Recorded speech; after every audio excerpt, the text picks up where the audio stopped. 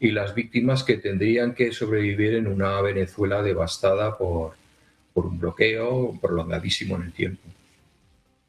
Pasando ya a mirar a las últimas acusaciones por parte de Rusia a Ucrania de atacar con drones la residencia de Vladimir Putin, Kiev de momento lo niega, así lo ha compartido el presidente ucraniano Volodymyr Zelensky en sus redes sociales, y Moscú advierte por su parte que va a revisar su postura en las negociaciones precisamente en los momentos clave para los avances del plan de paz propuesto por Donald Trump. Eduardo, ¿de qué manera qué cambia ahora mismo esta acusación en los procesos de paz, en la guerra, cuando Rusia afirma que se ha intentado atacar directamente a la residencia de Putin y que Donald Trump, las últimas palabras que escuchamos es que no conocía este suceso? It's not good, ¿no? Ha dicho, no es bueno, no es bueno. Qué eufemismo. Bueno, la situación yo creo que ha llegado a un punto en el que la principal pregunta es ¿quién está al mando? ¿Quién está al mando realmente? En Ucrania, porque Ucrania también ha negado que tenga parte en la autoría de ese ataque a la residencia de Putin, ¿no? Es un ataque de falsa bandera, es un ataque de una parte del ejército que no reconoce a Zelensky o de los oligarcas más radicalizados, los oligarcas más nazis, porque ha habido grupos nazis en Ucrania, no de ultraderecha, como decimos en Europa, sino realmente nazis, que piensan que no van a ceder ni un centímetro, pase lo que pase y caiga quien caiga, ¿no? Generando la crisis del tamaño que sea. Yo, sinceramente, cuando el otro día se reunieron Donald Trump y Zelensky, yo pensé que esa era la escenificación de una defunción, que era la de Zelensky. Quiero exponerte una serie de pautas que está señalando Rusia, que yo estoy dispuesto a apoyar, le diría a Trump, y si las aceptas bien, y si no, pues tendremos que buscar a otra persona, ¿no? Que probablemente sea el antiguo jefe del Estado Mayor, actual embajador en Londres, ¿no? Y sustituirlo. ¿Por qué? Porque realmente Zelensky se ha convertido en un cuello de botella para la paz en este momento. Es una persona que ha comprometido su prestigio y todo su capital político y humano, porque se ha dejado también el alma, hay que reconocerlo, ¿no? En la base de que no va a ceder ni un solo centímetro, que Ucrania no puede ceder territorio. Y eso ya no responde a los hechos. No responde a los hechos. Los hechos, como decía Winston Churchill, son tercos.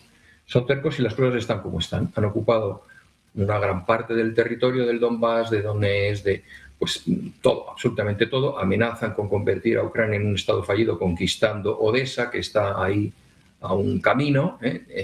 Y yo creo que las voces sensatas de Ucrania lo que tienen que hacer es reflexionar cómo vamos a salvar los muebles de esto, cómo vamos a evitar convertirnos en un estado fallido, cómo no nos van a repartir entre los diferentes estados que nos rodean, incluso algunos de la OTAN que reclaman territorios ucranianos históricos, ¿no? Como puede ser Polonia. ¿Cómo vamos a salir de esta? ¿Y cómo vamos a ganar la paz? ¿Cómo vamos a reconstruir el país? ¿Cómo nos vamos a convertir en la potencia local que con su talento, con sus minerales, con sus capacidades, con su energía, con su riqueza, con sus cereales, se convierta en un actor imprescindible? Claro, lógicamente esto confronta directamente con la mentalidad de Rusia, que hay que tener en cuenta que considera a Ucrania como parte de su esfera de influencia. Es decir, ahí se han dejado la vida millones de soldados del Ejército Rojo en la Segunda Guerra Mundial para liberar aquello precisamente, ¿no? Y considera que es una zona de interés legítima para ellos. Si no entendemos esto, no entendemos la manera de pensar de Vladimir Putin. Y si no entendemos la manera de pensar de Vladimir Putin, pues muy difícilmente vamos a llegar a un acuerdo con él. Entonces yo creo que esa aproximación de posturas pasa por despejar de la ecuación la variable Zelensky en este momento. Debería echarse a un lado, quizás sustituir el puesto de Londres con su embajador. Yo me voy a Londres, tú te vienes a Kiev, tú te vas aquí, yo me voy de Kiev y me voy a Londres, ¿vale? Pero yo creo que tiene que haber alguien capacitado para ceder y entender. Y sacar lo máximo que se pueda de sus aliados, no para llenar aquello de armas, que es lo que estarían deseando muchos de ellos, sino para que inviertan realmente en la reconstrucción de un país con un enorme futuro por delante, ¿no? Yo creo que ese sería el planteamiento que debería guiar al gobierno de Ucrania que negocie una paz, porque si no hay un acuerdo de paz, Putin ya lo ha dicho, es decir, esto es un alto el fuego, simplemente sería un alto en el camino hacia Odessa y hacia Transnistria, que es hasta donde queremos llegar. Porque, insisto, consideramos que nuestra zona de esfera de influencia es clave. Y Putin siempre ha afirmado, siempre en todas sus declaraciones, que una gran potencia no puede sustraerse a la necesidad de contar con una esfera de influencia potente. Y no va a ser el único de la historia que se limite simplemente a sus fronteras, en un momento en el que, por ejemplo, y ya no en términos de armas, está liderando todo el proceso de nuclearización con las minicentrales nucleares que está vendiendo en todas partes, mientras que Estados Unidos está ahí perdiendo muchísimo terreno. China y Rusia son los que están reenergizando con energía nuclear el mundo entero. Pero vamos, estoy hablando de Eslovaquia, de países que están enclavados en Europa, de todos los países de África, con un servicio llave en mano, es decir, toma, tienes la central, gestiónala tú. No es como una impresora en donde yo te doy el tóner, que es el planteamiento un poco de Estados Unidos, ¿vale? Yo te pongo esto y vas a depender de mí de alguna manera, ¿no? Con lo cual yo creo que es el momento de que compitan por ganar la paz, igual que parece que Estados Unidos está siguiendo esa línea en términos de comerciales y económicos. Zuckerberg, Meta, ha comprado una gran empresa china ayer. O sea, ¿cómo vamos a entrar en guerra con un país que tiene tantos intereses cruzados con los nuestros, ¿no? Yo creo que ese debería ser el escenario. Y olvidarnos ya de nuclearizar aquello con misiles y te voy a mandar más tanques y te voy a dar un crédito que en realidad es una subvención a mi industria armamentística que me está pidiendo dar salida a un montón de producción. Yo creo que es un poco ese el escenario. Carlos, antes de ir contigo, vamos con una información de última hora y enseguida te pregunto. Se conoce que uno de los mayores robos más grandes en Alemania se acaba de producir en la ciudad alemana de Gelsenkirchen, que ha sido un escenario de uno de los robos bancarios más espectaculares de las últimas décadas. Según ha informado la policía de la ciudad, un grupo de delincuentes ha logrado acceder a la cámara acorazada de un banco utilizando un taladro de gran tamaño, logrando abrir más de 3.000 cajas de seguridad. Los ladrones se han llevado dinero en efectivo, oro y objetos de valor, con un valor total estimado en 30 millones de euros, 35 millones de dólares. La operación, que según las autoridades fue cuidadosamente planificada, ha dejado a los clientes del banco y a la comunidad en estado de shock. La policía ha señalado que los responsables continúan prófugos y han iniciado un amplio operativo de búsqueda en la región. Las autoridades también investigan si se trata de un grupo especializado en robos a gran escala, dada la logística y el equipo utilizado en el ataque. El incidente ha generado gran alarma en el sector financiero alemán, que ahora evalúa la seguridad de las cajas de seguridad y vulnerabilidad de las instalaciones frente a métodos de intrusión sofisticados. Pues volvemos a nuestra entrevista. Estaba diciendo Eduardo Irastorza que Zelensky debe abandonar su cargo. Carlos, ¿lo ves de esa manera? Bueno, concretamente a la pregunta esta última, sí, por supuesto. Coincido en que está completamente desgastado, lo hemos mencionado ya muchísimas veces. Más que ser un apoyo para la solución, Zelensky es un estorbo ahorita para encontrar un acuerdo. Y yo creo que sí, efectivamente, Zelensky debería de salir del puesto, pero bueno, eso no nos toca a nosotros determinarlo. Y algunas consideraciones complementando un poco lo que ha comentado Eduardo. Dicen que el hubiera no existía, pero a ver, ¿cómo podríamos nosotros visualizar lo que está pasando ahorita si nos vamos una década atrás y sacamos de la ecuación el hecho de que Ucrania pretende entrar a la Unión Europea y a la OTAN? Yo creo que el escenario sería completamente diferente. Yo creo que no estaríamos viendo nada de lo que estamos viendo ahora. La pregunta es, ¿vale la pena? O sea, realmente todo lo que ha sucedido y todo por lo que ha pasado Ucrania y todo el conflicto, como lo hemos visto desarrollarse y todo las repercusiones que ha tenido en la comunidad internacional, sobre todo, más que nada, la gente de Ucrania misma. ¿Vale la pena? O sea, ¿valió la pena todo esto? Ante esta pregunta, quizá la respuesta que podríamos nosotros encontrar nos ayudaría a saber cómo podemos resolverlo ya de una vez por todas. Eduardo mencionaba, y creo que tiene razón, ahorita hay un dicho por acá que dice que vale más un mal acuerdo que un buen pleito. Ya ahorita pensar en que el problema se resuelva o que llegue a un fin, que se alcance la paz con el territorio de Ucrania intacto, es completamente impensable. Eso no va a suceder. O sea, pensar en que este conflicto se va a resolver y que va a acabar la guerra en Ucrania y que Ucrania va a conservar el 100% de su territorio, eso es completamente inaceptable. No va a pasar, ¿sí?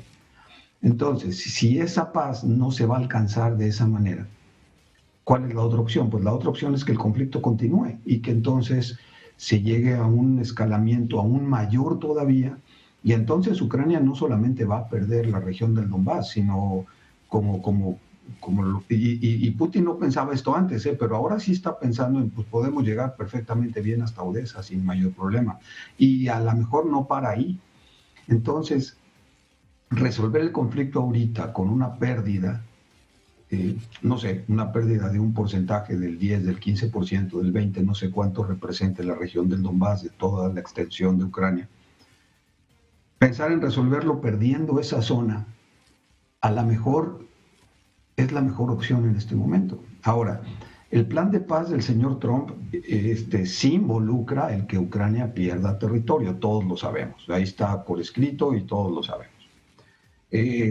Ucrania no quiere perder terreno, suena lógico. Europa apoya la decisión de Ucrania de que Ucrania no debe de perder terreno, y entonces cuando el señor Putin revisa el famoso plan de paz del señor Trump y no quiere completamente estar en desacuerdo con él, en mi opinión, pues una justificación para revisar, como dijo Lavrov, revisar la postura de Rusia, pudiera muy bien ser el ataque de drones a la residencia de Putin.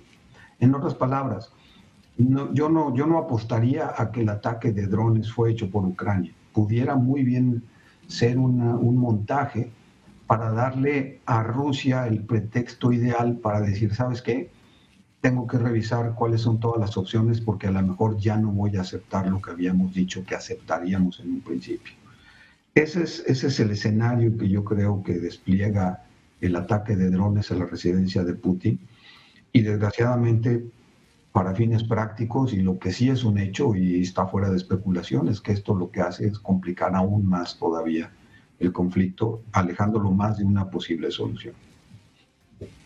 Pues veremos a ver qué es lo que ocurre y en qué situación deja a Ucrania, si tiene que ceder todo ese territorio o conservar algo desde que empezó la guerra. Vamos a hacer una pequeña pausa publicitaria y enseguida volvemos de nuevo con Eduardo Irastorza y con Carlos Cieser. Una pequeña pausa y volvemos.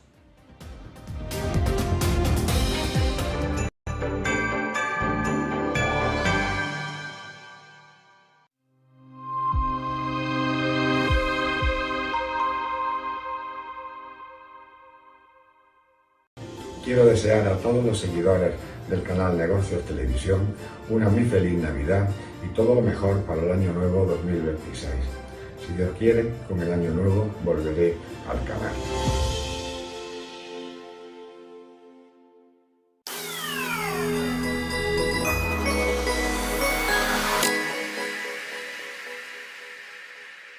La de Macron. Francia al borde del colapso. No vivía un movimiento de salida de tantas mociones de censura contra los primeros ministros que va poniendo uno detrás de otro, van cayendo.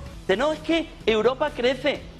¿Qué va a crecer Europa? Si lo que hace es endeudarse. Y ahora que ya tienes todo el modelo al borde del colapso y que ve la élite que la situación ahora mismo es dramática, que le está diciendo una parte de la población: vamos a las calles.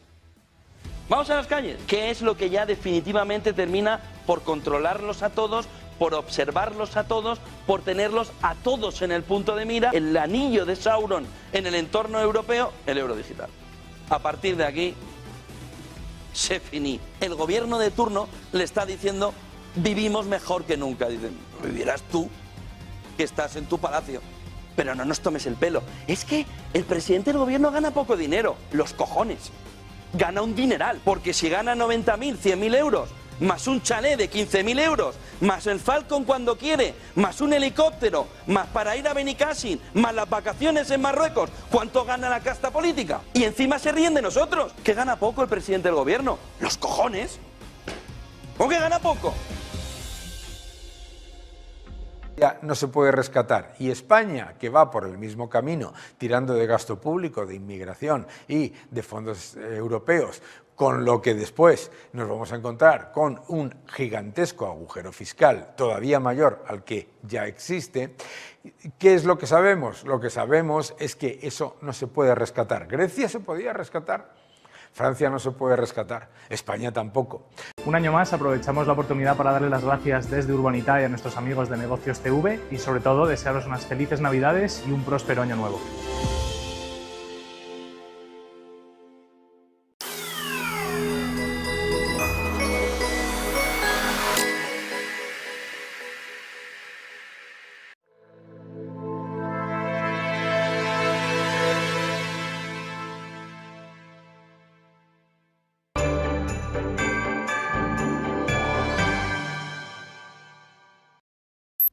Pues seguimos en Todos Geopolítica a las 4:35 de la tarde. Vamos a continuar con Eduardo Irastorza y Carlos Teixier, experto en geopolítica, y Eduardo Irastorza, profesor en OBS Business School. Muchas gracias por continuar con nosotros. Vamos a poner la mirada ahora a la situación de Oriente Medio. Trump y Netanyahu se reunían precisamente ayer en la residencia de Mar-a-Lago en Palm Beach, en Florida, y según las palabras de Donald Trump, apuesta por ese desarme de Hamás para poder desbloquear la segunda fase de ese acuerdo, ese alto el fuego en Gaza, mientras Hamás que continúa rechazando abandonar las armas. Eduardo, empezamos contigo si quieres. ¿Es realista exigir este desarme de Hamás como condición para poder avanzar en el alto el fuego en Gaza?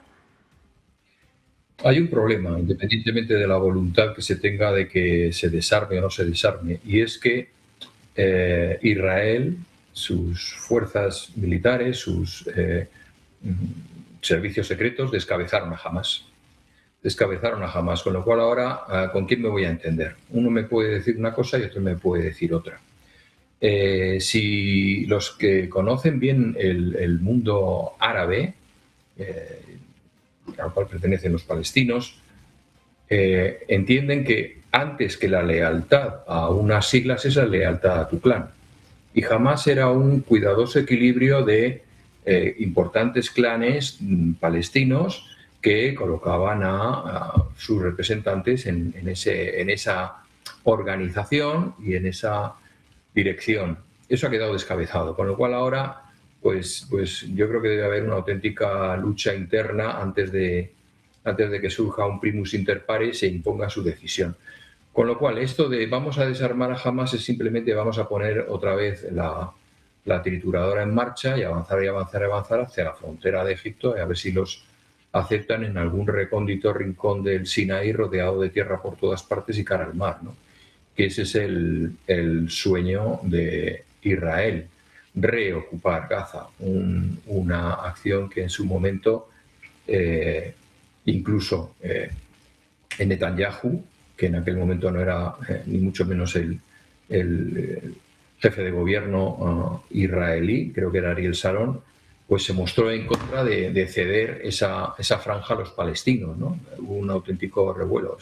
Y yo creo que eso, igual que antes hablábamos de Putin tiene una serie de cosas en su cabeza, Netanyahu tiene una serie de cosas en su cabeza, y una de ellas es que todos los territorios que en su momento ha ocupado Israel son parte de Israel.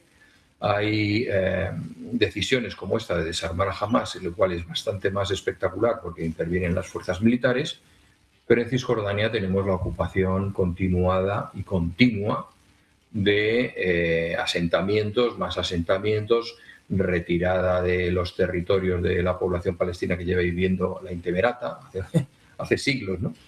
Y que son apoyados, ¿no? Es otra forma de violencia, mucho más silenciosa, pero igualmente efectiva, que tiene como objetivo asegurar Cisjordania, asegurar la ocupación de Gaza y, aprovechando que está muy revuelto Siria, pues ampliar la zona del Golán y con ello la garantía de que las cotas más altas y, por lo tanto, el agua que fluye por el Jordán hacia el lago de Genesaret y a los cultivos del norte de Israel, pues siga fluyendo, es decir, no compartirlo con nadie. A esto hay que sumar otra variable más, y es que tampoco yo creo que Israel vería con malos ojos una parte de su facción más a la derecha del gobierno ocupar también de paso una franja en Líbano, ¿no? Que es algo que puede ocurrir en la medida en que ese estado, en donde está Hezbollah, se convierta también en un estado fallido. De hecho, es uno de los países que la administración de Trump pues ha propuesto dolarizar Líbano, porque considera que su economía ya es una economía fallida. Carlos, ¿qué supone esta exigencia por parte de Donald Trump en la práctica? ¿Es una forma de bloquear la segunda fase del acuerdo? A ver, salieron de la reunión Netanyahu y Trump, y lo que yo escuché en la conferencia que dieron ambos fue muy poco con respecto a una posible solución. No se habló de acuerdos, no se habló de grandes cosas. Fue simplemente un intercambio de halagos entre ambos. Yo creo que Netanyahu conoce muy